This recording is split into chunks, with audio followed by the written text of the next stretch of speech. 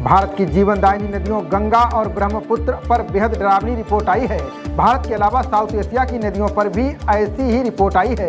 इससे शहरों से लेकर गांव तक की जिंदगी बदल जाएगी। देश की टेक कैपिटल बेंगलुरु पानी की किल्लत से परेशान है। हर गुजरते दिन के साथ शहर में स्थिति बिगड़ती जा रही है। कामकाज छोड़ लोग घर का पानी जुटाने की कवायद में जुटे रहते हैं। इस कमी का दैनिक जीवन और कारोबार पर गहरा असर पड़ रहा है।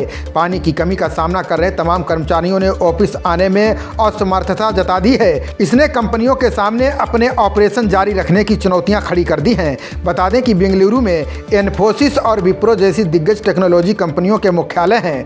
तेजी से शहरीकरण और बढ़ती आबादी ने स्थितियों को बद से बदतर कर दिया है। नहाना तो दूर की बात, लोग मुंह धुलने तक को तरस रहे हैं। अब ऐसे ही हालात का सामना 1-2 लाख नहीं बल्कि 1 अरब लोग करने वाले हैं। जलवायु परिवर्तन से जुड़ी ताज़ा रिपोर्ट सामने आई है, जिसमें कहा गया है कि गंगा, सिंधु और ब्रह्मपुत्र जैसे दक्षिण एशिया की प्रमुख नदियां जलवायु परिवर्तन का खतरनाक प्रभाव महसूस कर रही हैं। इसमें यह भी कहा गया है कि मानव जनित गतिविधियों और क्लाइमेट पैटर्न में बदलाव होने से इसके आसपास के इलाकों के लगभग 1 अरब लोगों के लिए गंभीर नतीजे हो सकते हैं। रिपोर्ट के मुताबिक 3 नदियों गंगा, सिंधु और ब्रह्मपुत्र पर अगर समय रहते ध्यान नहीं दिया गया तो ये विलुप्त हो सकती हैं। बता दें कि हिंदू कुश हिमालय दक्षिण एशिया और दक्षिण पूर्व एशिया के कुछ हिस्सों को फ्रेश पानी के स्रोत हैं। उनमें बर्फ, ग्लेशियरों और वर्षा से आने वाला पानी एशिया को जीवन दान देता है। अब इसी जीवन दान पर ब्रेक लगने वाला है। आमतौर पर भारतीय उपमहाद्वीपीय